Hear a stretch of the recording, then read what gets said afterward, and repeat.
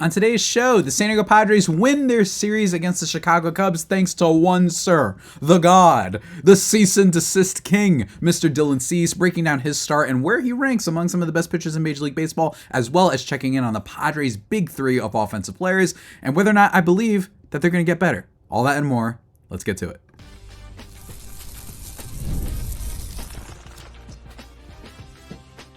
You are Locked On Padres, your daily San Diego Padres podcast. Part of the Locked On Podcast Network, your team every day.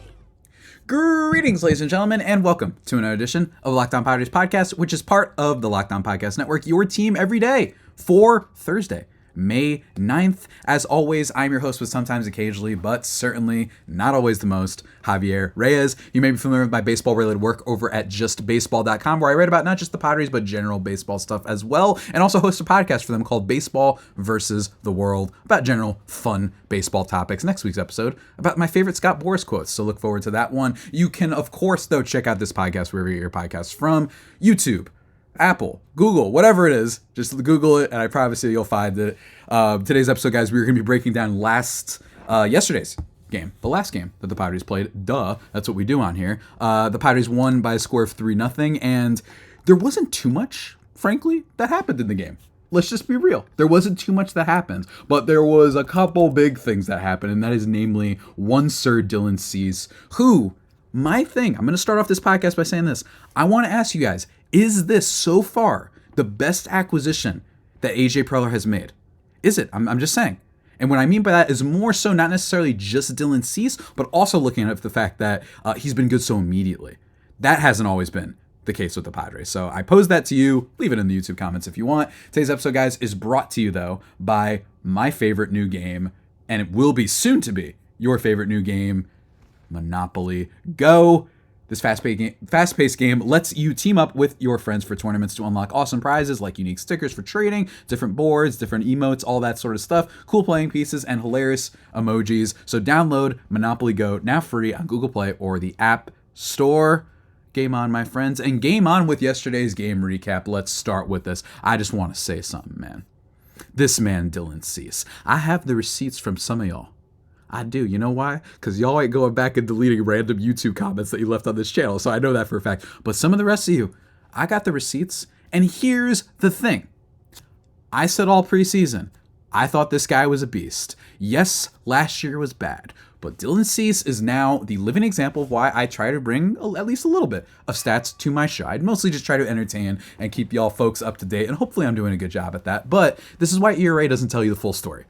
Really, this is a great example of that. Dylan Cease had a much lower FIP. He was on a really bad White Sox team and a really bad White Sox team that couldn't defend. And look where we are now. Dylan Cease in this game. A shutout, 7 innings, no earned runs, only 1 hit. And by the way, this Cubs team ain't bad. We saw what happened the night before with guys like Michael Busch, guys like Christopher Morel, guys like Cody Bellinger. They have a decent offense. I believe that they are heading into this game. They were heading into series. I believe they were 6th in runs scored. They're now 9th, but they can score some runs. They can slug. They're 12th in slugging percentage, and they hit some home runs. So this is definitely a team.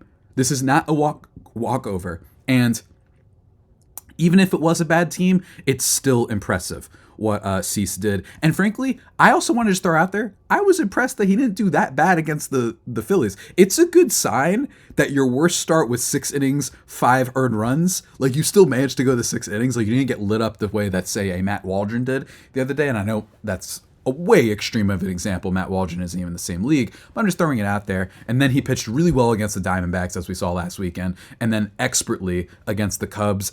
Dare I say, his best start of the year. I think it's between this and the Colorado one, frankly, because Colorado at Coors is just nuts for you to be able to do what he did. Cease was amazing in this game. 12 strikeouts, 2 walks. If you want to go deeper into it, he generated 12 whiffs on 25 swings of his slider. He threw a couple other things in there. He threw a knuckle curve a couple times, which I believe Don and Mark kind of mentioned. They were like, oh, mixing a knuckle curve in there. Okay, mixing it up a little bit, change up a couple times and cutters.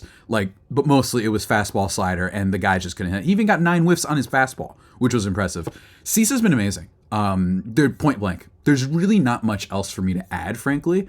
If you look at the hardest hit balls of this game, literally all of them of the first like 15 from looking at Baseball Savant are all Padres. That's when you know your pitcher was on. This guy's going for that Cy Young, and it ain't even like he's entering a contract year. We got him for one more year, so keep that in mind, folks. So again, this was the case to be made for him. The case to be made for him was you put him with Niebla, who can help him even more. He's already flashed it before, finished Cy Young, second in Cy Young, I believe, 2 years ago, when I believe, was it Robbie Ray who won, if I'm not mistaken?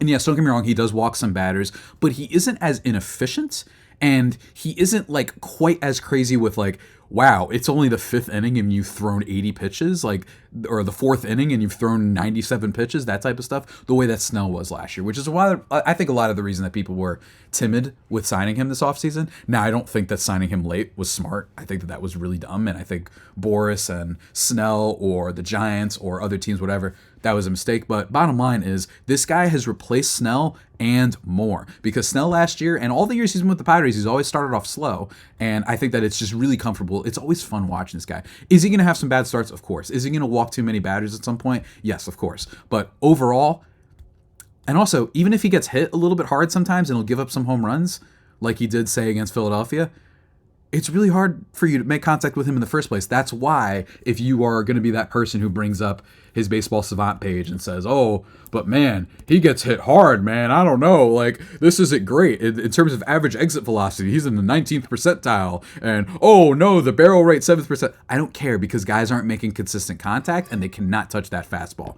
Fastball velocity has been amazing. It's been fun to watch this year, 96.7 on average. Last year was 95.6, so he's added a mile per hour, basically. He's just been amazing, and it's not surprising, but what is surprising is how quick.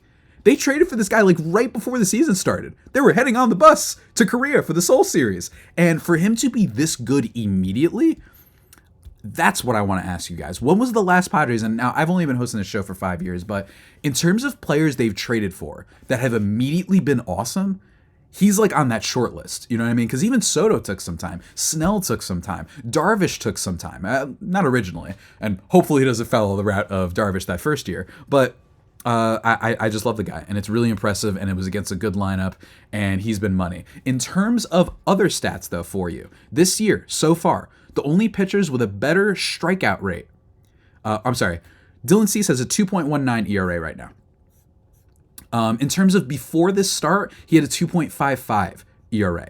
And the stats didn't update by the time that I'm recording, so I just want to preface that. But in terms of ERA, before this, he was, hold on, let me just pull this up real quick. He was 16th in Major League Baseball. Depending on what happened with the rest of the starters, he'll probably be around 13th or 12th. And in terms of the pitchers that are ahead of him, there are only 2 pitchers that have a better strikeout rate than him. And that's Tariq Skubal of the Detroit Tigers and Zach Wheeler of the Philadelphia Phillies. Basically what I'm implying is the man misses bats. Yes, he walks some batters, but his ERA is low, and I think he can be just as dominant as Zach Wheeler. We've seen that many times before. And again, just a living example of why ERA doesn't tell you the full story. So shouts to Dylan Cease, deserves all the credit. He's been awesome. Hopefully he keeps it up, because he's been the anchor for this Padres rotation. He's been the one reliable guy that, can forget just having a great start, just a quality start, frankly, with this team so far this year. He's been phenomenal. And again, only Tariq Skubal and Zach Wheeler in terms of ERA, around a better ERA and better strikeout rate. Those are the only 2 that have that in all of Major League Baseball. And I don't see that changing much, really, for at least the foreseeable future. The guy looks amazing.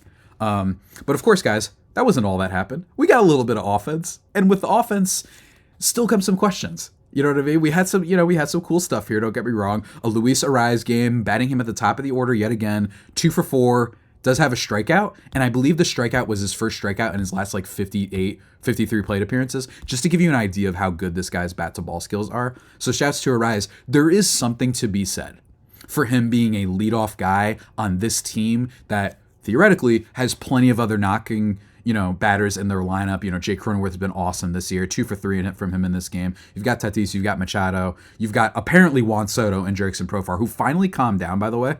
Shouts to Jerickson Profar 0 for 4 in yesterday's game, ending his torrid stretch of just driving in RBIs like every other game. I've been talking to a lot of people who know a lot about baseball. None of them can explain what's going on really, other than he's just killing fastballs more than he ever has. Like, he's been whiffing at them, but he's also been killing them, and he's been walking more. That's the basic thing. So I'm still rating.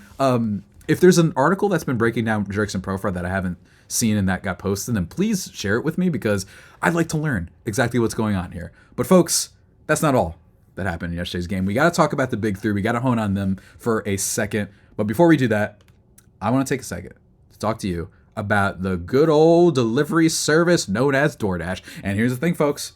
Here's the thing. Maybe you forgot Mother's Day. It's coming up. In fact, it's Sunday. So be prepared. But if you aren't prepared and you want to get some easy convenience, maybe you want to get some chocolate, maybe you want to get some, what else we got out there? Some flowers, some boutiques. You know what I mean? Well, DoorDash, they can help you out. And right now, because you're listening to this podcast, 50% off your next order when you spend up to 15 plus or more. Check it out with the podcast code LOCKEDONMLB. Duh, that's obviously what always is the case. But I love DoorDash. It's really effective, really always just there for you. And again, if you want to add a little bit more of a flourish for Mother's Day, or frankly anything, you maybe got a cookout on Sunday. I don't know. Maybe you've got a movie night. Whatever it is, you know what I mean? DoorDash has you covered. So check that out, guys. Locked on MLB for that nice old juicy discount. Up to $50 when you spend 15 plus or more on your next convenience, grocery, retail, flour, chocolate, whatever you want to do. They've got you covered, guys. Remember, that is code LOCKEDONMLB for 50% off. But folks, it's not the only thing we got to talk about. The sponsor of the show, that is Monopoly Go. And here's the thing. Your boy growing up, I actually grew up a lot with Monopoly growing up. I really did. I actually played it with my dad all the time whenever I'd be visiting. And it was awesome. It was really a lot of fun. And that sounds weird that like I got into Monopoly as like a child. And this isn't like some weird like prodigy thing. Like, I just for some reason liked the board, and I liked that it had so many layers to it as a kid. And I would always play it with my dad, and we always loved the little pieces. And they've got that, but it's more fast paced. You can work with teammates, you can get different rewards with your teammates and your friends, or you can be disrespectful as heck and take a wrecking ball to their bank. You can purchase their properties, you can send emojis and taunt them. You can unlock all these things as well. And I love it when you can unlock stuff in video games. Let me tell you, I don't care what the game is. Look, when I heard that Spider-Man game had like 50 suits that you could unlock, I jumped out of my chair at home, let me tell you. And when it comes to Monopoly Go, they've got you covered with that stuff too. Unique stickers, unique boards. The boards are really fun. Just look at the board. It looks like a lot of fun just by looking at it. So go check that out, guys, with all the emojis, all the pieces. Download it now for free on the Google Play or App Store. Monopoly Go, get your game on.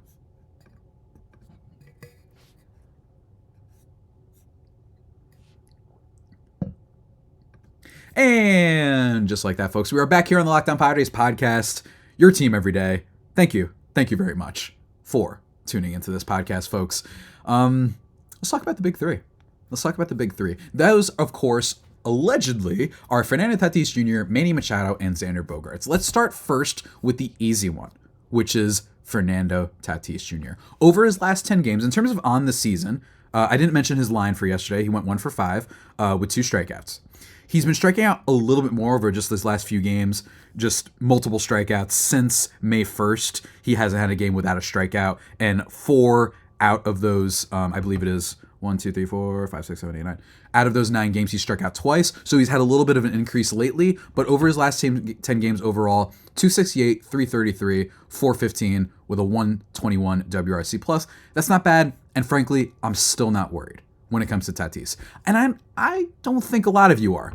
Listeners and viewers of this podcast, I don't think a lot of you are. I really don't. Now, I've said on this show that I am worried about like the MVP potential of him, because just when I watch him, it just feels a little bit different. He hasn't had like a real hot stretch. And when you're an MVP, you usually have that at some point. You're going to have those stretches where you're just carrying an offense, whether it be Ronald Acuna Jr. last year, whether it be Shohei Ohtani, whether it be frankly, Tatis, when he was an MVP candidate a few years ago, where you just are like crushing the ball, you're having those wow moments.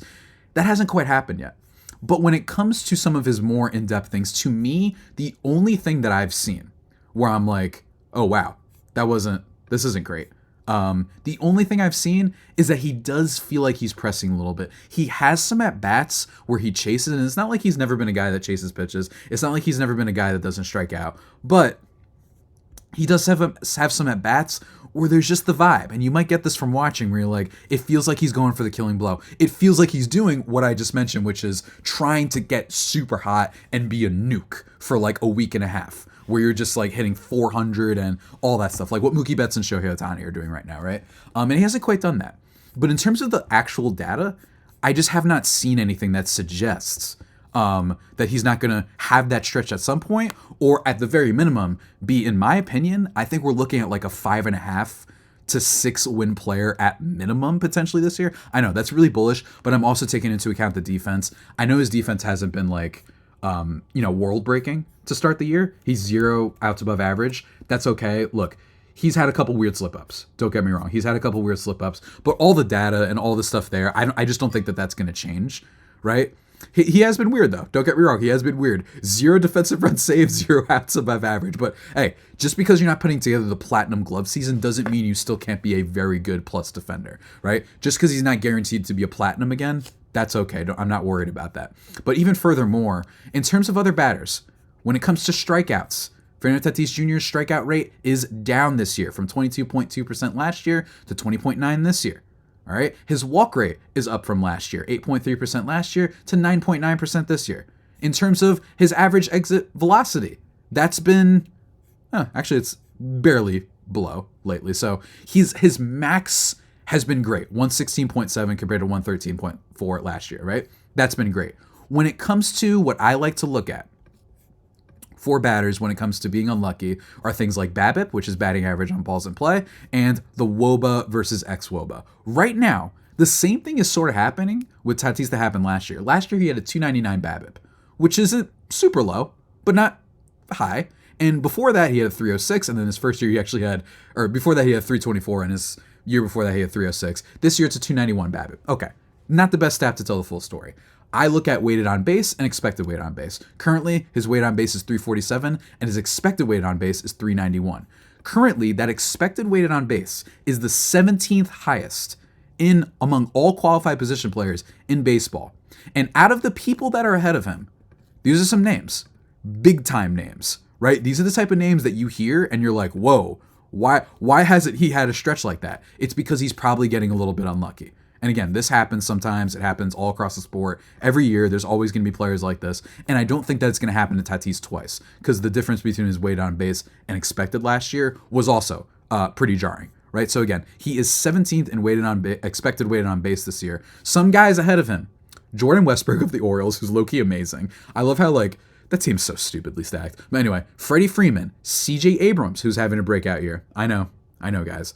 Yordan Alvarez, Riley Green, Rafael Devers, Mike Trout, Christian Walker, Salvador Perez, Mookie Betts, Bobby Witt Jr., Brandon Nimmo, Kyle Tucker, Juan Soto, Marcell Ozuna, and Shohei Ohtani. We're talking about some of the best players in the league with this stuff, right? And there's only one player who doesn't have a higher WRC plus in that expected weighted on base thing, and that's Yordan Alvarez. He has about a 120. Tatis right now, for what it's worth, is at 130, which is still really good.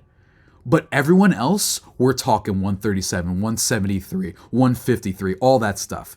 Everyone higher than him on this expected weighted on base thing has a WRC plus that is basically significantly higher than him. Some WAR totals that are significantly higher. Mookie Betts being obviously the biggest one, although he's an alien, so can't talk about him as much. But to me, it's coming, guys. I really do think it's coming. So I'm not worried about Tatis. Just want to give you guys some couple numbers there. I will say, it does look like he's pressing sometimes. Looks like he's looking for the home run sometimes. He doesn't always need it. And I would like him to draw some more walks in certain situations.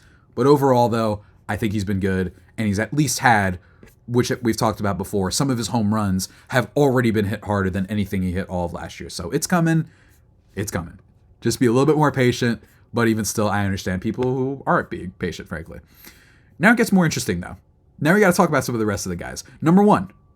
Manny Machado. Let's talk about him real quick. His last 10 games, and you might not realize this because he did have that really good series against the Diamondbacks.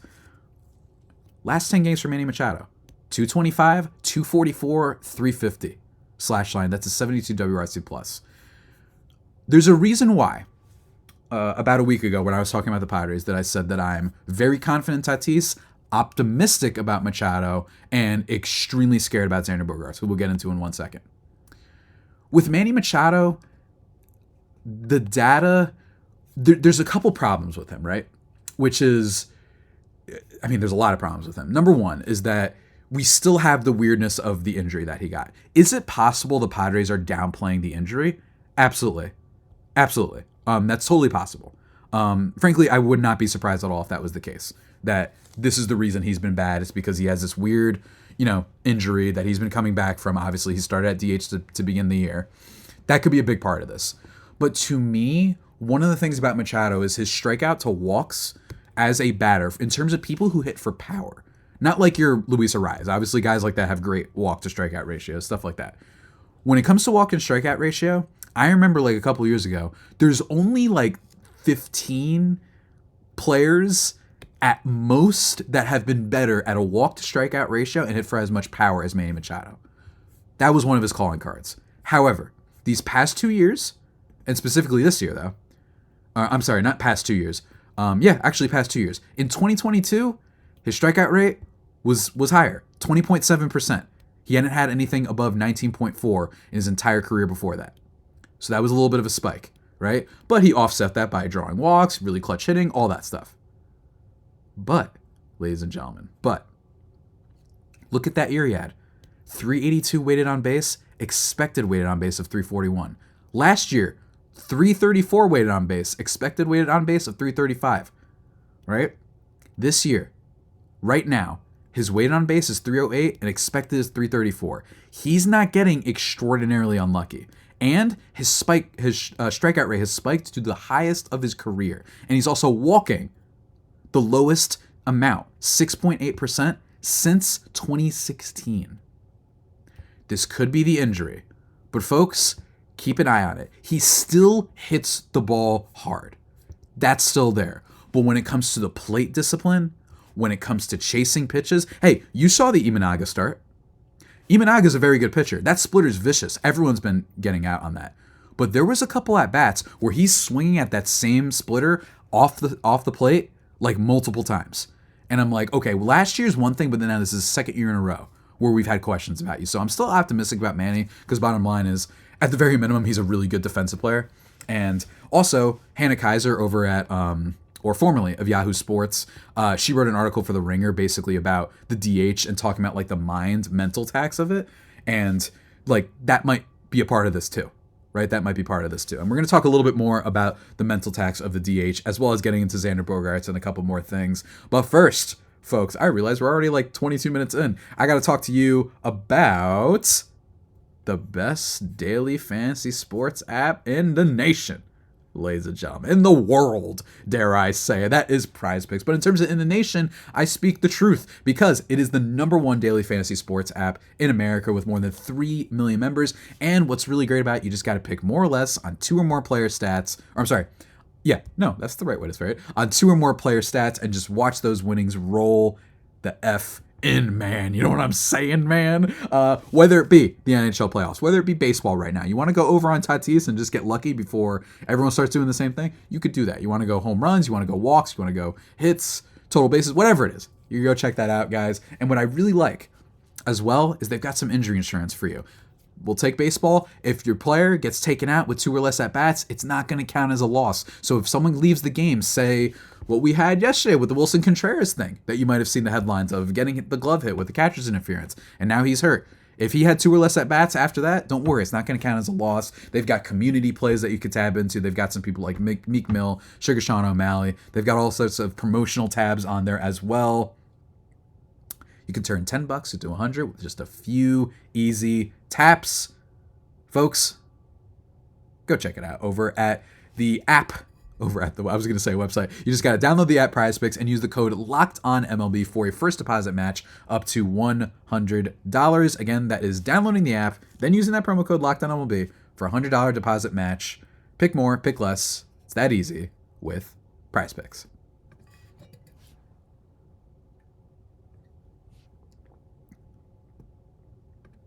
And just like that, ladies and gentlemen, we are here. We are back. We are vibing here on the Locked On Padres podcast. Don't forget to subscribe to the show. Don't forget to send me any of your questions. Hey, you mister. Who's out there? Who's the one that DM'd me a week early? Grant Jordan. You might be listening to this show. I hope you're having a fun time at work, sir. You guys can DM me at every time, and I usually save, I go through the YouTube comments, I go through my DMs on both the Padres account and my personal. I'm usually more on my personal, though, so feel free to DM me there. And we'll answer them on Monday. It doesn't matter how early you are. Whatever you want, and I'll still answer it. You can even say I'm a fool. You could say Pac-Man is a loser. You could say I hate the way that he talks. I hate the way that you dress. No, I'm kidding. Let's get back into it, though. Let's talk about Xander Bogaerts, guys. The most concerning of the three. A friend of mine who's a Red Sox fan has been talking a lot of crap lately. You know who you are, sir, if you're listening. Red Sox Stats, an account on Twitter, was even getting it on it, saying Bogaerts 0 for 4 today. So far is down to 213, 269, 290 slash line. Even Manny is hitting better than this man. It's his worst stretch since the summer of 2017, and he's in the bottom 4% of hard hit rate. I don't even know where to begin, frankly. I don't even know where to begin. Xander Bogaerts, and we talked about this before the season, I was a big defender. That's why this hurts a lot. Because my thing was, no, he wasn't great last year. He was not. He was not great. And I know I think Bogaerts is a good example of why using WAR isn't a great thing to explain players, like in terms of how good their season was. Like as a player on that helped your team win. I don't think it's always good. But WAR last year and WRC Plus pointed to that the hitting skills were still overall there. Last year, 4.7 F-WAR, 120 WRC Plus, okay defense, still hit 18 or 19 home runs, which is like not bad, right? And you thought, well, he got hit by a Spencer Strider fastball, and he's had this wrist issue. I am wondering if that hit on the wrist, that if this has been, and again, I apologize, I did not know when they signed him that he had this wrist issue. That's not me. I know that sounds like I'm covering for myself because I was really excited after they had signed him. I get that. But I'm just saying I genuinely did not know. He's been dealing with this for a while. An injury that you've been dealing for a while, even when you were young, that's not going to get better when you age, especially after you took a fastball from one of the best pitchers in baseball on that wrist. And he got worse after that. But what is weird is it's not like he was bad for the rest of the season. In fact, as I talked about preseason, Xander Bogaerts in the second half of last year was like really good. Like he was really solid. And I think that he deserves a little bit of credit because it just showed not that he was an effective player at helping the Padres win games. Don't get me wrong. I think that the 4.7 F-WAR is a little bit, it's a little bit weird to see that. But in the second half, he was much better and showed you that the hit stuff is still there though. And that's why I was making the case, as long as he's better with runners in scoring position, this will be a better season. Because the hit tool stuff was still there. 159 average in high leverage last year? Come on, that's crazy. Him, Machado, Grisham, all those guys could not hit in high leverage. But right now, folks, I'm really concerned. But again, last year, 136 WRC plus in the second half. In September, he had a 204 WRC plus. Like, he showed signs. July 116, like he showed, okay, the batting ability is still overall there though. And this year it's just gone. And for a guy who's never been a hard hit like fanatic or anything like that, basically through most of his career, for it to go down, not just from 2021 to 2022, which he had a great season, 43% to then 39.5. It decreased last year to 34.6, and this year it's at 25%. The only thing that I can say about Bogaerts to defend him, the only thing is maybe it's mental, right? Maybe it's mental, or is it possible the Padres are being dumb and we just don't know about some crazy injury? That's totally possible too. I'm also now realizing that I didn't recap the game. I'm just realizing that now. I hope you guys have still enjoyed. Let me just quickly say though, in terms of the RBIs, we got a couple from Tatis in this game, and we got one from Jay Cronenworth. Machado also got one too. So there was like old-fashioned, like just getting some hits with runners in scoring position. That was basically it. Campuzano even got in the action a little bit, 1 for 4 with him. Ha-Seong Kim batted ninth. He did steal a base though. Shouts to him. He's really good at that. But otherwise, not much to report on that front. I just totally forgot to mention that. So my bad, guys. But back to Bogaerts. I don't know. I'm hoping, I talked about before this series that he actually, Bogaerts, had been hitting the ball a little bit better as of late. I talked about how it was heading into the Cubs series. The first game, he did have a double. He went 2 for 4, and I was saying he has 3 doubles in his last 4 games. Maybe that's a little bit of a sign. But he just looks bad. He strikes out basically every game. Not a lot. He's not striking out a ton. But considering he's not striking out a ton and he's still not getting a lot of hits, he's just been at this barely above the Mendoza line for most of the year. And we're hoping that maybe you move him down in the lineup, not as much pressure, that he can do better. But, folks, I don't know. This is bad. I'm talking DEFCON 1 or 4, whichever is the highest level of bad. I just don't know what to say in this regard. The Jose Abreu allegations, the Anthony Rendon allegations, if you want to go back, the Carl Crawford allegations, a little bit of a reverse because Carl Crawford was bad when he joined the Red Sox. They're becoming more and more true by the day. And I don't know how to defend it. I was really bullish on him heading into the year. It's a mess, man. And yes, am I looking at CJ Abrams and seeing, wow, if you just gave that guy a little bit more time, especially considering you already had Ha-Seong Kim who could lock down shortstop if you needed him to? Yes, it is bad.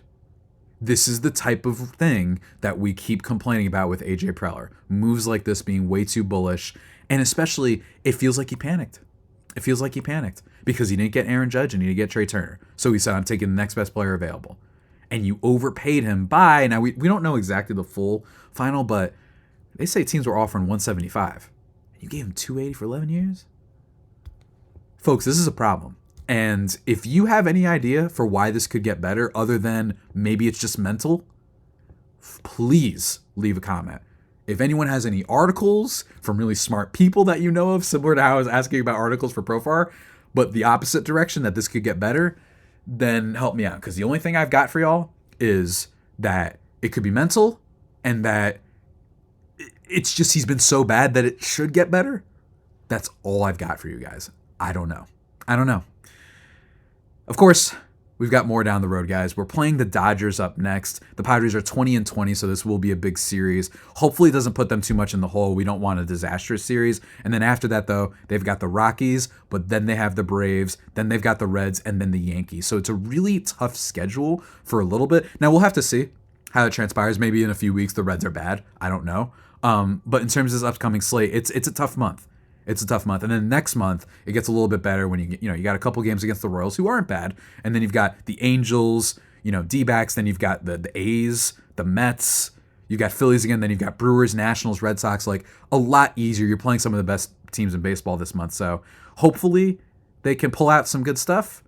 We'll have to see. But guys, look, bottom line is there's been so much better on this team this year than last year, but there's still a lot of concerns. And if you're still really upset and you're annoyed by them, I get it. But let's keep the faith. 20-20 is not that bad. You know what's bad? It's a good example of a team that's supposed to be a contender that looks like they might be showing us who they really are. It's the Astros, who are 12-24, right? So that's a team that you don't want to be, and the Padres have not been that. But folks, that about does it for today's edition of the Locked On Padres podcast, the only pod that may be better than the Padres themselves. Remember to subscribe to the podcast wherever you get your podcasts from. Follow me on Twitter at Javipeno, JAVIIPENO. And until next time, stay safe and, of course, stay faithful. My fire faithful homies, take care.